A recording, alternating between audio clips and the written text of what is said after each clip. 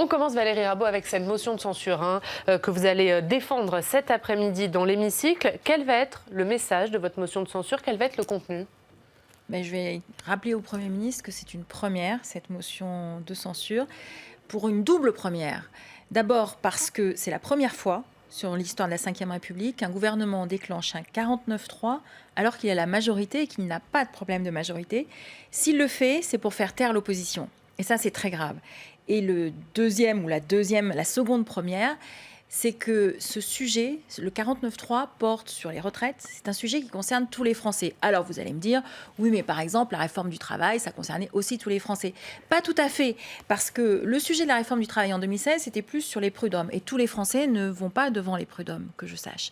En revanche, tous les Français ont ou auront une retraite.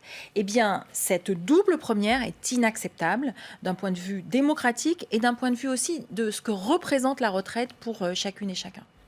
Mais le côté, les manœuvres dilatoires, la multiplication des amendements, etc., ça, vous l'entendez aussi ou vous pensez que le gouvernement aurait dû passer outre, aller jusqu'au bout, prendre des mois? Je suis extrêmement... je suis un peu peinée de voir que le gouvernement a fait un conseil des ministres sur le coronavirus pour en fait se faire délivrer l'habilitation à pouvoir déclencher un 49.3.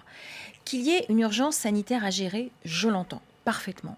Et le gouvernement avait la possibilité de dire « je reporte le débat sur les retraites ». C'eût été plus démocratique, plus respectueux du Parlement. Il a choisi de passer en force et de dégainer le 49.3.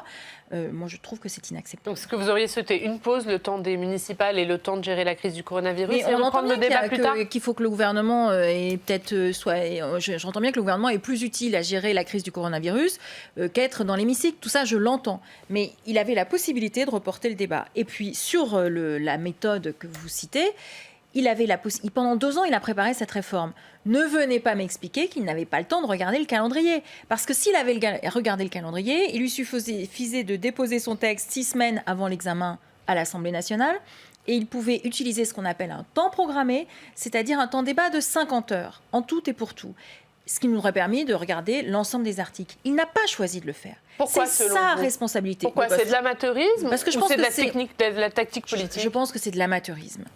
Cet amateurisme se retrouve dans la manière avec laquelle il a déposé ce texte, se retrouve dans la manière avec laquelle est construit ce texte.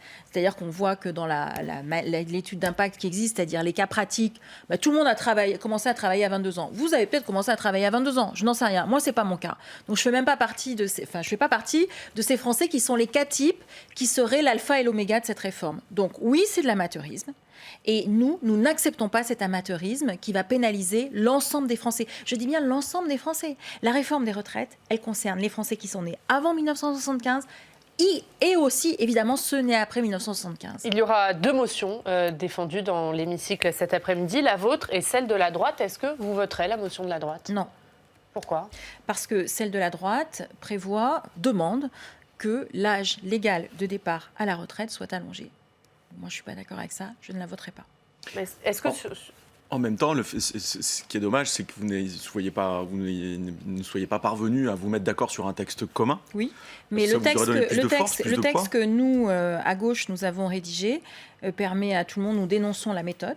Nous dénonçons la manière avec laquelle le gouvernement a porté cette réforme des retraites. Nous ne sommes pas allés sur le fond, de manière à faire en sorte que chacune et chacun puisse la voter. La droite, dans sa motion de censure, a souhaité aller sur le fond, en appelant à reporter l'âge légal de départ à la retraite. Je ne suis pas d'accord avec ça, je ne la vote pas. Et vous avez essayé de vous mettre d'accord là-dessus? Vous y opposez ou vous abstiendrez juste? Vous y opposez clairement? Alors, pour une motion de censure, ne vote que ceux qui sont d'accord. Donc, il n'y a pas de sujet. Donc, je ne la voterai pas. Vous avez échangé avec les Républicains avant de déposer chacun vos motions? Vous avez essayé de vous mettre d'accord ou pas? On a eu quelques échanges. Voilà. Mais vous n'avez pas réussi à vous mettre d'accord? Mais vous avez tenté, oui? On a eu quelques échanges. Après, ça a été évidemment très rapide samedi, mais on a eu... la droite a fait le choix d'inscrire... Qu'est-ce qu'il aurait fallu pour qu'il y ait une motion commune? Qu'il n'aille pas sur le fond? Mais que chacun dise, on dénonce un 49.3, on dénonce un 49.3 qui porte sur les retraites qui concernent tous les Français, on dénonce un 49.3 qui vise à faire taire les oppositions. Encore une fois, sur toute l'histoire de la Ve République, les 49.3 ont été déclenchés quand le gouvernement avait un problème avec sa majorité. Là, le gouvernement n'a pas de problème avec sa majorité. Mais il veut faire taire les oppositions. Donc c'est le seul argument qui, à mon avis, qui vaille sur ce sujet.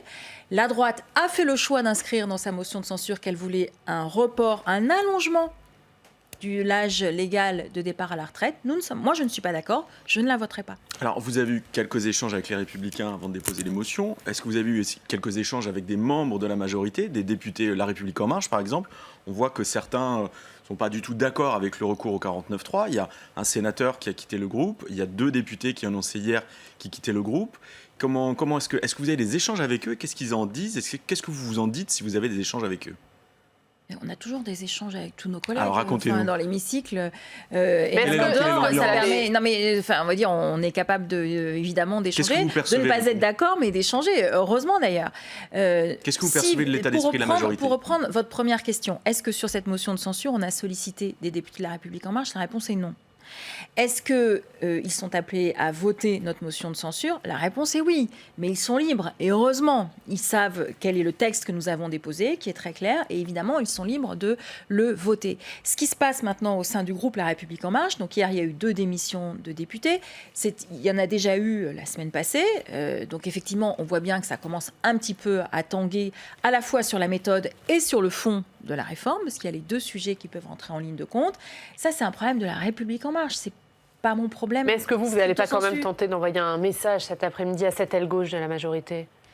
Mais nous sommes des démocrates, nous avons une ligne claire que nous défendons, nous n'avons pas fait d'obstruction, nous sommes ceux qui avons déposé 600 amendements sur les 40 000.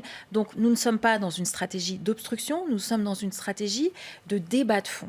Et c'est aussi pour ça que nous avons utilisé la possibilité qui est offerte à chaque groupe, une fois par an, d'avoir une commission d'enquête. Cette commission d'enquête, nous voulons qu'elle porte sur la fameuse étude d'impact de la réforme des retraites, c'est-à-dire les cas pratiques.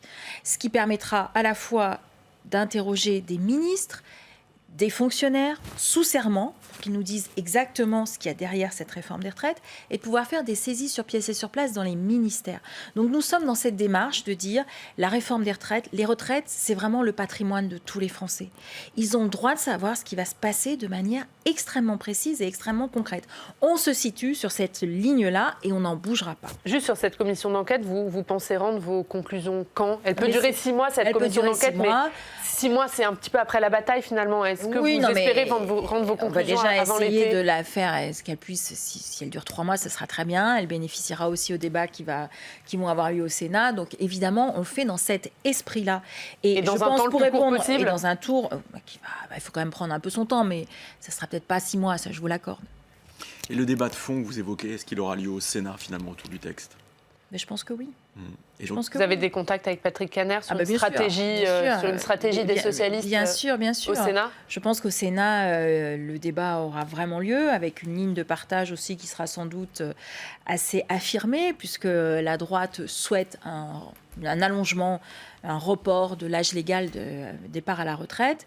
Nous avons d'autres solutions. Nous nous mobilisons sur la pénibilité, sur les droits nouveaux. Enfin, ces questions-là sont posées et elles sont posées aussi dans un cadre de financement assuré. On n'est pas là pour dire il faut augmenter le déficit du régime des retraites. Donc le débat sur le texte, sur la loi ordinaire aura lieu au Sénat. Elle va revenir en 2e lecture à l'Assemblée. Est-ce qu'on va assister à un nouveau jeu, un dépôt gargantuesque d'amendements, etc., et un renouvellement de la même procédure? Je pense que le gouvernement aura la possibilité d'utiliser un temps programmé cette fois-ci pour la 2e lecture. Je ne sais pas s'il le fera, nous verrons bien. Et sur la loi organique, dont l'examen commence demain à l'Assemblée, qu'est-ce qui va se passer? Comment ça va se jouer? Il y aura beaucoup d'amendements, c'est sûr. Donc on est dans le même scénario que pour la loi ordinaire? Je ne pense pas qu'il y ait un changement, en tout cas sur les scénarios. Sauf que là, pas de 49.3 possible. Donc c'est un débat qui va durer? C'est sans doute un débat qui va durer. Un mot sur le Sénat, puisque Gérard Larcher a écrit une lettre au Premier ministre pour demander en tout cas au Premier ministre de décaler l'examen du texte de 15 jours, le temps d'attendre les conclusions de la conférence de financement. Ça, c'est une bonne demande. Mais il a raison. Faire une réforme de retraite sans le financement, c'est un non-sens absolu. Un non-sens absolu. Et le travail qui a été fait à l'Assemblée nationale relève de fait d'un non-sens absolu. Donc oui, Gérard Larcher a parfaitement raison. C'est le bon sens du Sénat et j'espère que le gouvernement l'entendra. Et cette conférence, est-ce qu'elle peut encore aboutir à quelque chose? Ce qui est sûr, c'est que les premières réunions de cette conférence, l'ensemble des partenaires a reçu les documents incomplets, je crois quelques heures avant le début de la réunion. Donc tout ceci n'est pas sérieux. Là, on parle quand même, quand on parle d'une réforme des retraites, c'est le quart des dépenses publiques de la France. C'est 325 milliards d'euros. Je pense quand même qu'on peut prendre un peu de temps pour faire un équilibre et 2-3 équations. Donc tout ceci n'est pas très sérieux. Je le dis, alors vous allez me dire, oui, vous le dites parce que vous êtes de l'opposition, mais tous ceux qui sont autour de la table, les partenaires, quelles que soient les positions qu'ils peuvent défendre, le disent aussi. Mais surtout, est-ce que vous avez intérêt à l'échec de cette conférence de financement? Parce qu'en cas d'échec, Édouard Philippe l'a dit, il reprendra la main. Et donc, c'est le retour de l'âge pivot. Mais on a intérêt à rien du tout. On a intérêt à ce qu'effectivement, il puisse y avoir un certain nombre de choses qui soient posées dans cette conférence de financement. Si un accord qui est trouvé, ça veut dire que les partenaires sociaux se sont mis d'accord. Et nous, au groupe socialiste et apparenté, on a toujours respecté les accords des partenaires sociaux.